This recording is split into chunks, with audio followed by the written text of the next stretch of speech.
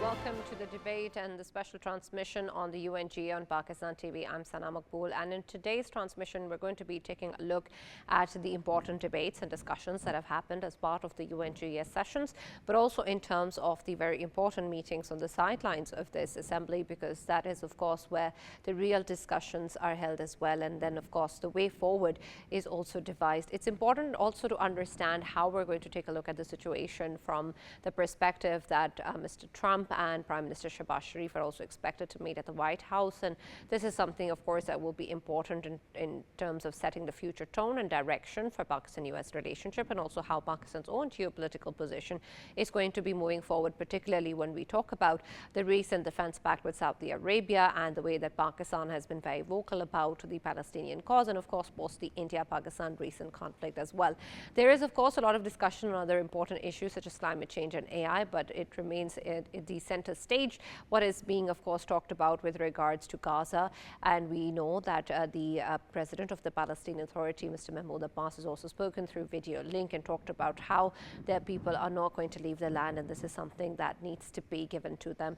And so it's important then to understand what is the perspective moving forward, and how the recognition of Palestinian statehood is going to help impact such decisions, and whether or not there is going to be an entire regional bloc that can be formed with regards to these matters. And then, of course, Pakistan's own perspective and factoring in what it is, that the role that the country can play in this regard would also be very, very important. So we'll take a closer look at the current debates of the UNGA and then focus on what is being discussed with reference to Ukraine and Palestine, and then, of course, Pakistan. Very important meetings. For this and more, as always, in the studios, I've been joined by senior analyst Farrukh Pitafi and Raja Faisal, and we've also been joined online by Dr. Karl, Kaltenthaler, who's a political analyst. Thank you very much for joining us and being a part of the discussion, Dr. Karl. And I want your perspective in terms of what is it that you think so far that has transpired as part of the UNGA in terms of setting the tone and direction of how future leaders will be taking this discussion forward with regards to the current geopolitical crises, particularly when we talk about what is going on in Palestine and Ukraine.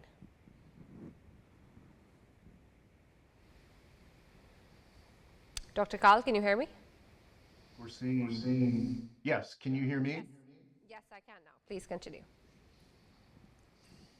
Okay, so I think in terms of Palestine, you're seeing more and more Western countries come forward and say that they recognize the state of Palestine. And I think this is done for a couple of reasons. One, to give impetus to the two-state solution, to try to move this really awful situation away from its present status quo towards a two-state solution that can hopefully bring peace to the Palestinians and the Israelis. I think another thing, though, that is behind this is to show publics around the world that these countries are taking a moral stand on this, that they believe that Palestinian rights should be recognized. It's a bit of a slap in the face of Israel to say, look, we don't accept what you're doing in Gaza. We don't accept what you're doing in the West Bank. You need to recognize the right of the Palestinians and treat them in accordance with international law.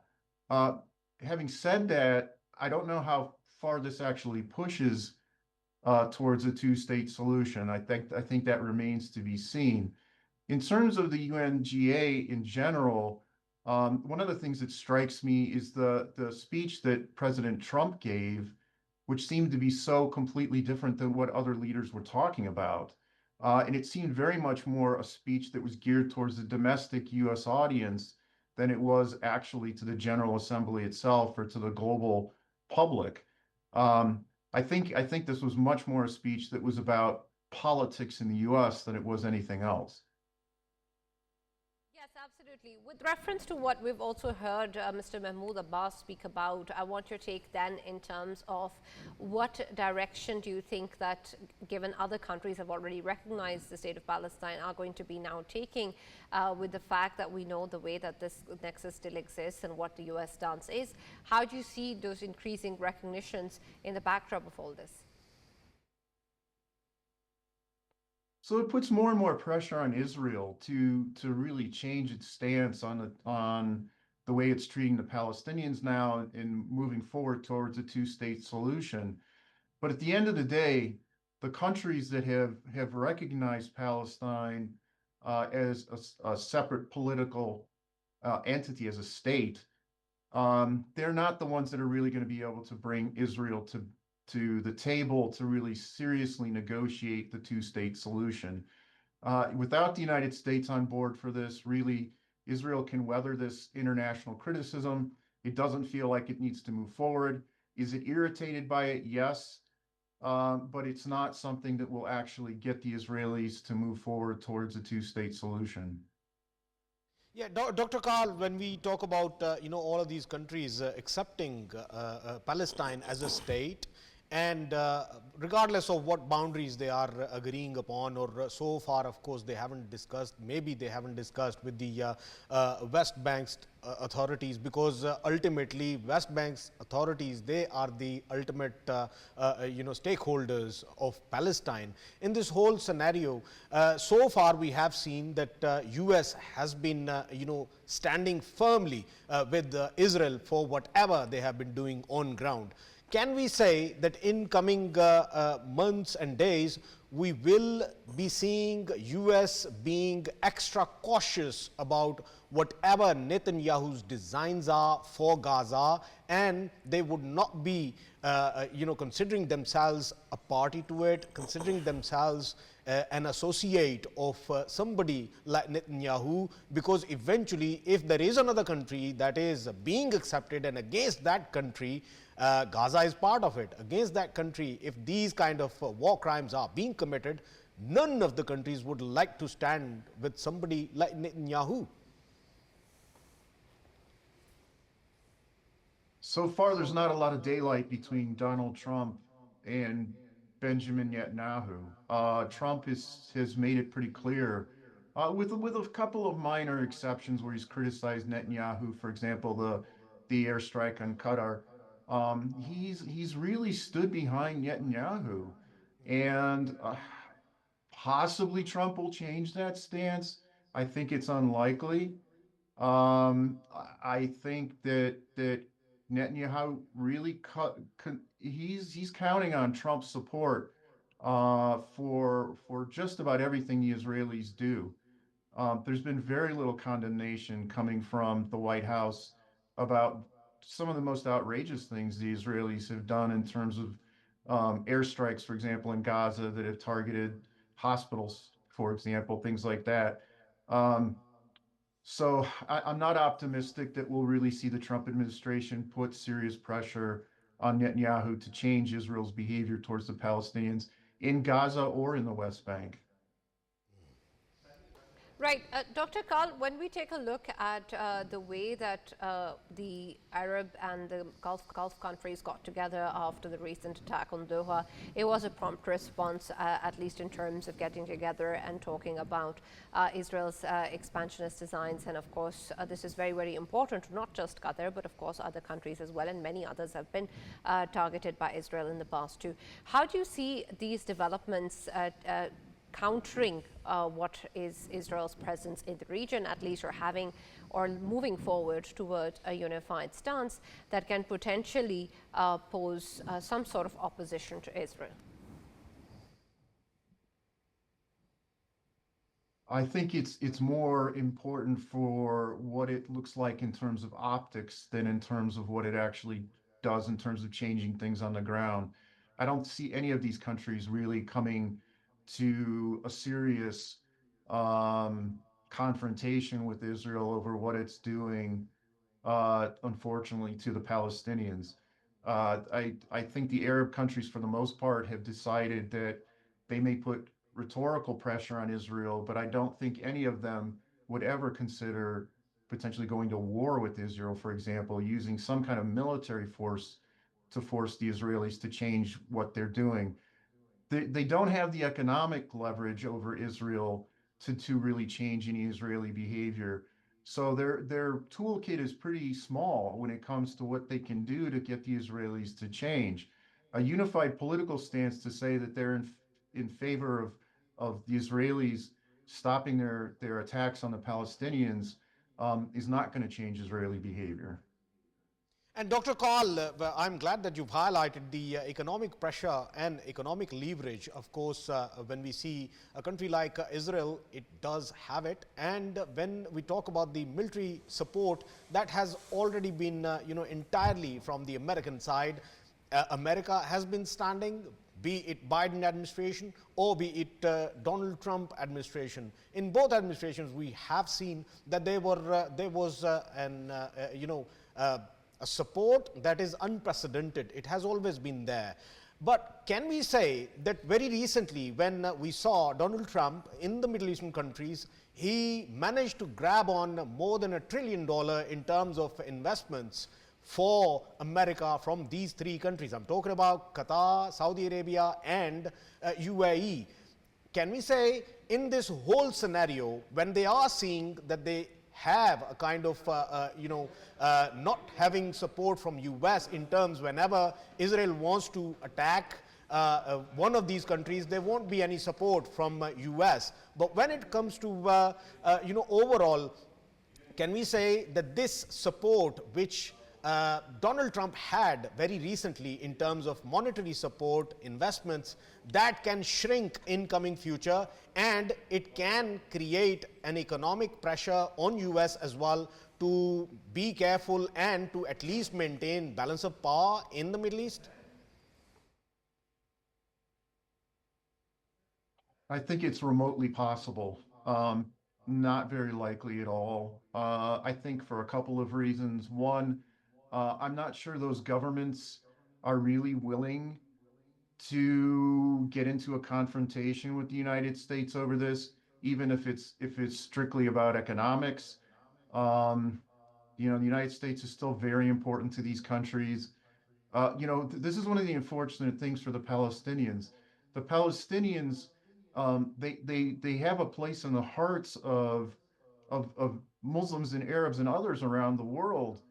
There aren't a lot of people, though, and there's not a lot of governments, which is probably the most important thing, that are really willing to go to bat for them and take losses on behalf of the Palestinians. So, are the Gulf states willing to get into a real confrontation with Washington over this? I'm not sure. Is Washington likely to listen to the Gulf states and back off its support for Israel? I'm even less sure of that. Uh, I think for Trump, he part of this is that he has a certain amount of personality and also political ideology in common with Netanyahu. They've had their differences, but I think they look at each other in some ways as kindred spirits. But also, I think Trump politically thinks it's very important to back Israel because very important parts of Trump's base are unabashedly pro-Israel, particularly evangelicals in the United States. So I don't see that there are many levers of pressuring Trump to change U.S. policy towards Israel. Right, Farrukh, I want your take on this too, and especially given what Pakistan's role has been with reference to, of course, the pact with Saudi Arabia and then participation in this very important summit. How will these discussions also play out in the upcoming meeting between the Prime Minister and the US President? Right, Sana, thank you very much. This is a very important question, and I'm going to talk about that. With your permission, let me also reflect on the fact that 144 countries now have actually voted in support of recognizing Palestine, and they are now signatories of New York Declaration. This declaration, initiated by Saudi Arabia and France, actually continued for quite some time. It continued for nearly, 14 months, and after that, we have seen a concrete result in this. So the 7 pages that are there, they are going to have an impact, and it kind of proves that no matter what is happening, circumstances will eventually get better for Palestine.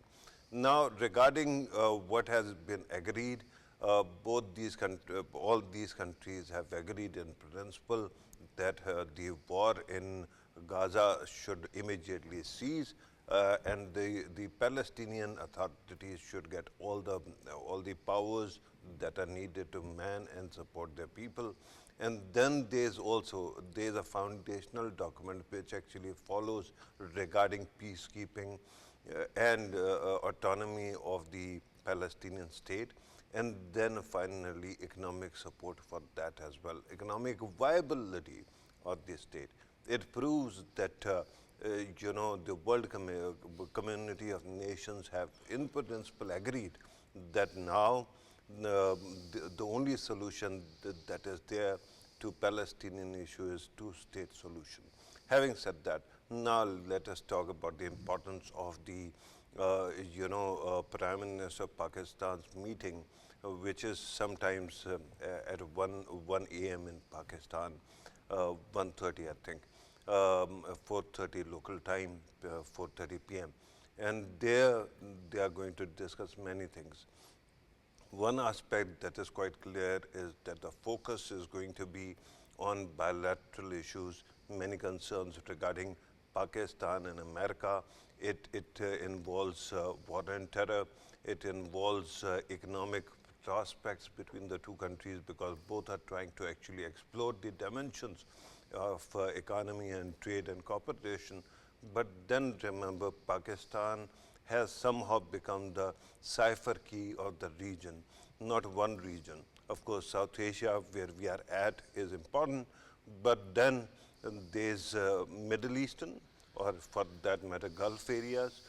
Gulf area, their security is paramount. So Pakistan, as you pointed out, has become an important point, an important part of the security architecture in Middle East and Arab countries. That is one aspect. Then Pakistan is also very influential in Afghanistan, where, of course, Bagram base is. And finally, Pakistan also is a key to Central Asia, of course, including Afghanistan. So with all that is happening, I think, and by the way, because of China also, Pakistan's importance is really further heightened, because in the past also Pakistan played a very crucial role in bringing America and China together. So right now, Pakistan itself, because it is part of CPEC and it is also part of the Western economic order, so there is a great chance that both these forces can work together in tandem in Pakistan and actually build on mutualities, on convergences. So Pakistan's Prime Minister, accompanied by Pakistan's Army Chief, and of course the US President, accompanied by Secretary of State, will play a very important role there. And I think that in coming days we are going to see the impact of this. Right. When we speak about what kind of collaboration or support exists between the US administration and Israel, how will that play out in the larger context of the Palestinian recognitions by different countries, most of them also allies to the US, and also in terms of the pressure that you yourself have pointed out is building up? Yeah, the fact is that while, as Faisal was pointing out, that every administration has to publicly side with Israel, I have this feeling and information that most of those administrations are not very happy with whatever Israel is doing, because Israel has had this ingress into American system. As I keep pointing out, Professor Marshama's book, Israeli Lobby, it actually shows you to what extent Israel has actually taken control of American polity and economy. Because of that influence, nobody can resist working with them. But then on the other side, the fact is that everybody is really tired of the kind of bullying that goes on. So there's still a possibility that this initiative quietly might have also been encouraged by the US administration. Of course, at that time, Biden administration was in power, but people were criticizing them. Now, even with President Trump, although he will not publicly say this, but he will be very happy if there is some kind of solution. So now the question is, if tomorrow war stops, who's going to actually peace, ensure that there is peace in Gaza area, because Israel has to withdraw eventually.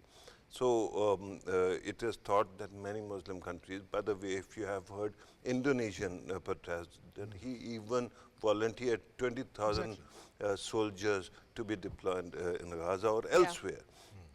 So there is a architecture that is developing, and Pakistan, I am sure, can play a very central role in that. We still have to wait and see whether the US actually publicly wants this role to play out in Gaza also. Otherwise, at least when it comes to Middle East or GCC countries, there I am sure they want Pakistan to play the role that you actually highlighted, and it will actually play out. Absolutely. Faisal, I want your take on that too, especially in terms of how Pakistan will be able to maintain this precarious balance.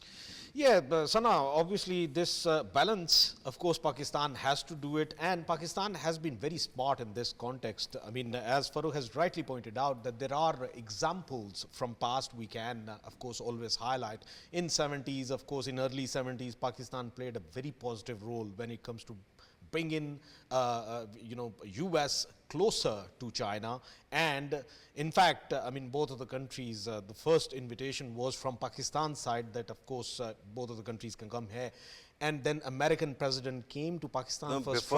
before that, actually, Henry Kissinger came. Yeah. And what we did was we showed that he's ill and he's staying at his hotel. And we smuggled the actual Henry Kissinger to China. Exactly. Where he went to Shanghai and met with the leaders. Yeah, and by the way, Pakistan has been playing an excellent role in past as well. And whenever you talk with the Chinese people, they always hail this kind of positive role which Pakistan plays, because Pakistan has the leverage with the Western countries, especially since the early days. Pakistan had that leverage. Reason being, the very first leaders of Pakistan, the first Prime Minister and first Governor General, and everyone amongst that lot, they actually studied from Britain, and they were already very closer to the Western setups and democracies and all.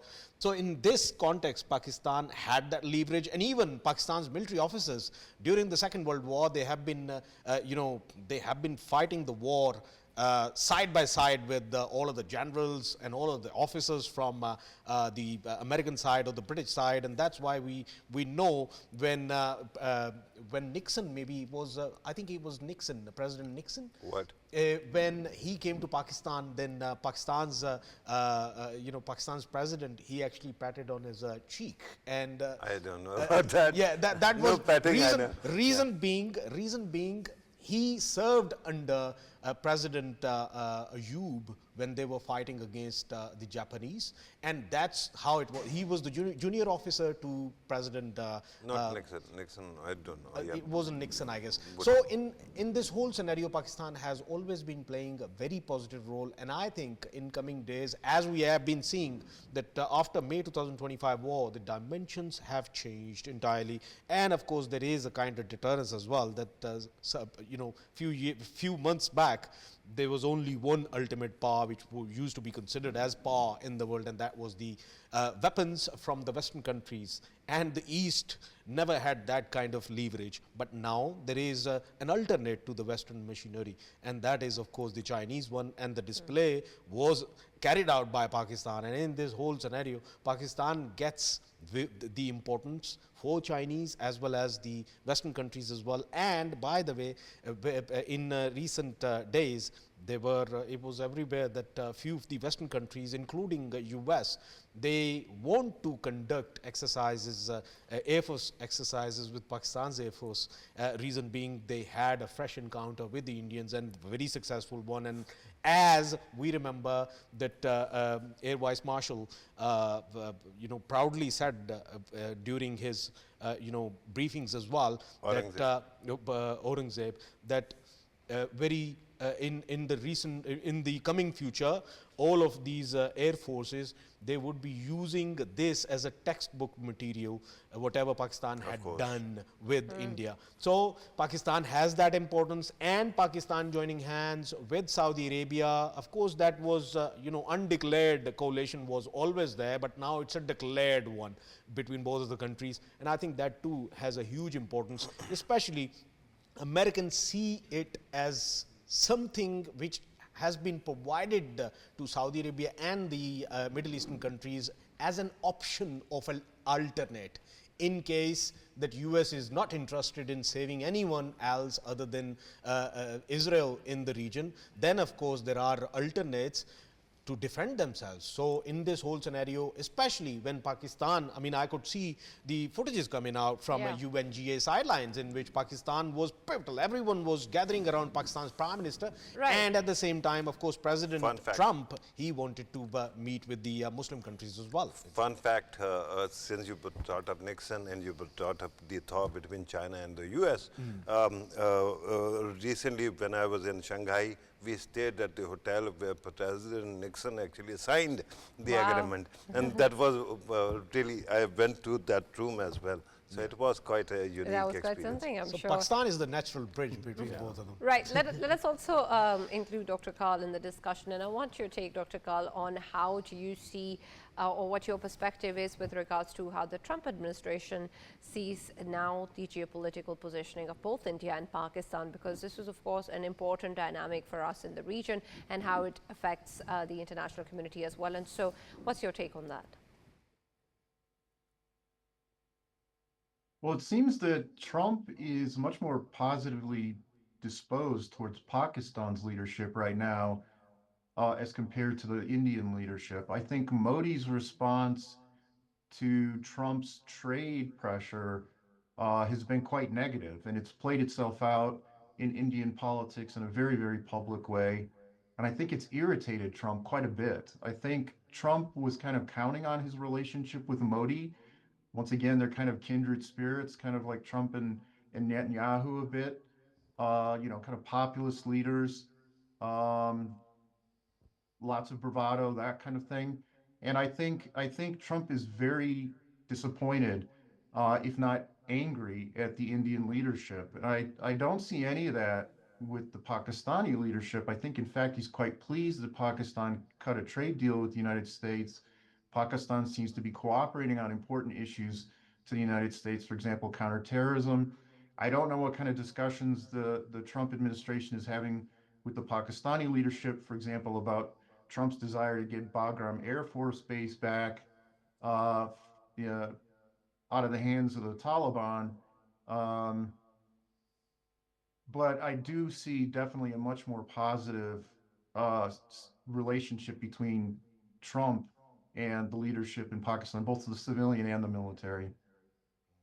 Right, absolutely. And while that may be so, I want your take, Dr. Karl, in terms of how will that translate into tangible actions or actions on ground? What would this cooperation or increased development in terms of the bilateral relations between the US and Pakistan actually mean on ground? What will they look like? So it's a good question. I don't know if that means that there may be more military sales from the United States to Pakistan. Well, Pakistan gets quite a bit of its military equipment from China, but it also gets military equipment, or at least historically has gotten military equipment from the United States. So there may be some of that. There may be um, more cooperation when it comes to dealing with some issues such as terrorism in the region, where maybe U.S. intelligence services, Pakistani intelligence services, and their militaries cooperate more on how to deal with some of the terrorism threats in the region. For example, the Pakistani Taliban, which is operating out of Afghanistan, or ISIS-K. Um, so I think there are areas of cooperation that certainly can be expanded and would be beneficial to both countries. It's also possible that there's more economic cooperation between both countries. Um, I think that the future of U.S.-Pakistani relations looks pretty bright right now. The brightest I can think of for quite a while. Right, and that is encouraging, Dr. Karl. I also want your take in terms of how you think that the Pakistan-Saudi Defense Pact is being seen in this perspective. I don't think it's viewed as negative in the U.S. I think it's probably viewed fairly positively. Um, I think the big question is, what does it mean for potential Chinese, say, arms sales to Pakistan, or excuse me, to Saudi Arabia as a consequence of this? Does this mean anything that China gets more leverage, more of a presence in Saudi Arabia because Pakistan now has such a close military relationship and alliance now with Saudi Arabia. Um, my view on this is it seems that Saudi Arabia is kind of hedging its bets a bit. I think it may view the United States as not the most reliable partner right now, just because the United States has turned against allies for various reasons in the past several months. And so there may be a view that I wouldn't call it a realignment, but there may be a view that maybe Saudi Arabia needs to expand its range of friends a little bit more than it has in the past. Dr. Karl, I'm glad that you've highlighted that there will be, cautiousness of the Americans on if Saudi heads towards the Chinese weaponry. But what if Saudi Arabia itself doesn't go towards the Chinese weaponry, but at the same time Pakistan thinks about increasing the procurement from the Chinese side to, of course, meet the needs in the Middle East. Would there be any cautiousness from the Americans on that too? I think it would be viewed from two different perspectives by the Trump administration. I think many of the folks who are in leadership positions in the Trump administration would look at this as not a good thing because they would think that this procurement of Chinese weapon systems means China has more leverage in the region, and that leverage may be viewed as being detrimental to American leverage. So if China gains in influence in the Middle East, the United States loses influence in the Middle East. I think that's one perspective that you would see among some people in the administration.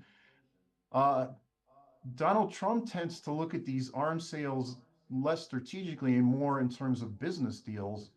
And he may view it as, well, American companies are just not making the money off of arms sales to these Middle Eastern clients the way they did in the past, and that's not a good thing. So I think there's two reasons why the administration may not look very positively on the Chinese selling more weapons to particularly to these Gulf states. And that actually shows also because Saudi Arabia has a defense budget of $78 billion. It has around 283 planes, fighter planes, which are basically of American make and pretty advanced weaponry as well. So that is given, sir. But regarding this assumption that somehow the US is retreating and that's why other countries are filling the space, is it not true that President Trump does not want to foot the bill of other countries' security, and he's asking, as he asked NATO to step up and start paying more money for its safety? Similarly, he's asking all these countries to come up with a regional security infrastructure. Why is it essential that we conclude that somehow US is losing control of this region rather than ensuring that it does not actually spend more resources, including money? But the US has a debt of $37 trillion now. And then it has lost many its soldiers in foreign wars as well. So why should it be seen as a kind of retreat, not a tactical decision to fortify your capabilities and ask other countries to fill in the gap?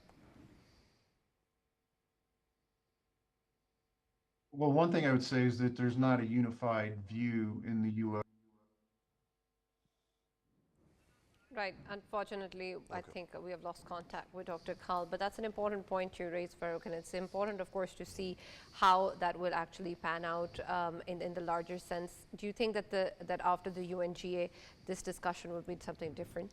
Yeah, one thing that I have to see, and I keep on pointing out, for example, when it comes to various publications like Reuters, at this moment when we are talking about this meeting between President Trump and Prime Minister of Pakistan, all we have is a Reuters story. Yeah. And Reuters has this distinct honor of writing a story on SEO, which somehow they made about Modi rather than SEO, right?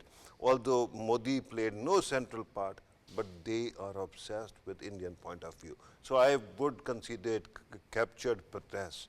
So their story again keeps on hedging around India rather than anything else. So my frustration with the kind of debate that goes on in the US and Western media is that they will essentially, because it is not serving India, they will start actually showing it as Donald Trump actually losing something, while he is actually ensuring that his own security is guaranteed and his own country does not get into other people's business, right?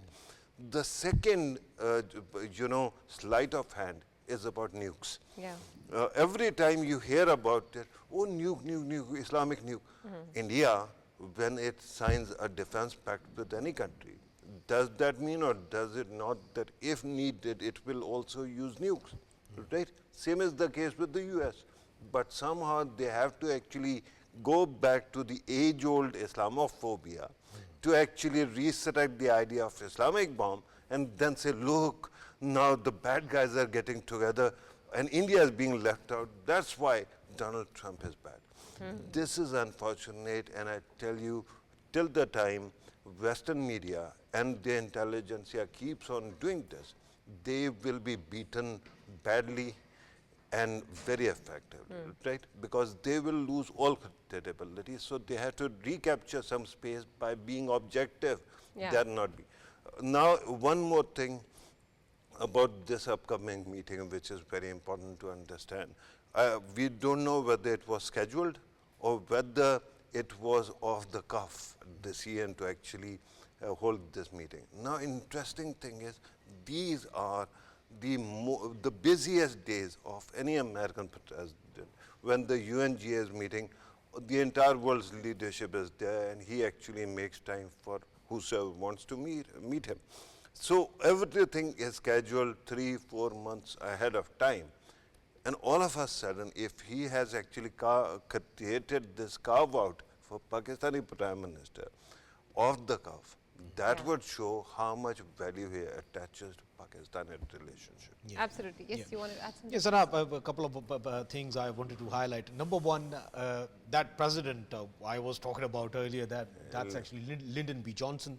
He had served. LBJ. Yeah, he had served under the command of then Lieutenant Colonel Ayub Khan, and he was his junior officer. So both of them, they were fighting against the Japanese together. So that's why they had that leverage with each other in them days. And of course, it was very positive for Pakistan. And Pakistan played a very positive role during that time.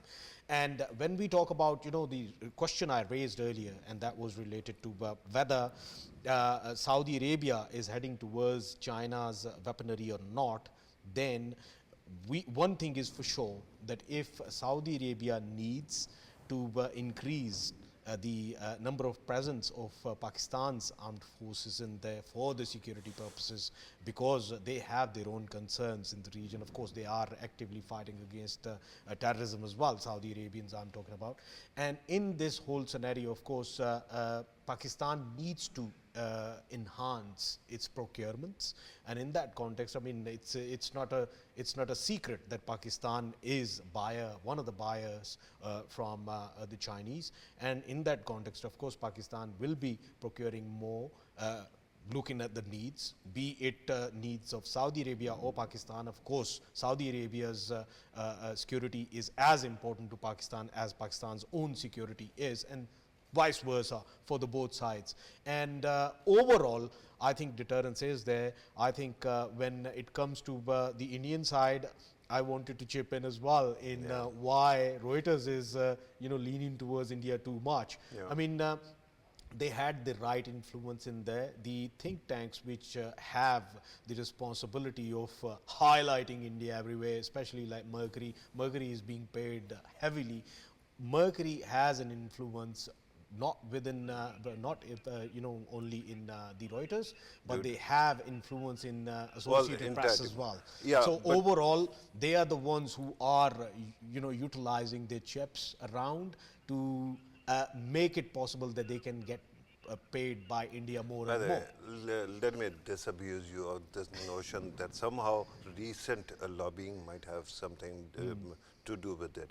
Because Western media caved in 6, 7 years ago, especially when Modi came to power, all of a sudden they lined up to kiss the ring, and they have been actually standing in support of Modi. And you can see it. One exception might be BBC or a couple of other organizations. So Reuters, whatever it is doing, it is responsible, its own conscience is. But the saddest publication, the one I loved, I read for 3 decades, and that caved in, was unfortunately The Economist. When they installed an Indian not chief editor, but Indian defense editor, and all of a sudden it became, do you know the extent to which they went when recently Adani was in controversy? Economist actually bails him out and says, no, he's not corrupt. Yeah. When you have this kind of morals and ethics, and Foreign Policy is another publication that has been taken over because its chief editor is an Indian, and he has his own bias against Pakistan. Yeah. So that is a sad thing. But coming back to the moment, it is such a great moment that Pakistan does not mind any of these negativities, because Pakistan is standing tall and it is building bridges. Absolutely. Thank you, Farrukh, and thank you, Faisal. But we'll be here in the next hour also to talk about the UNG and, of course, what is going on and how that impacts international politics as well, with a focus on Pakistan as well. But that's all we have for this hour. We'll take a short break and be back with more.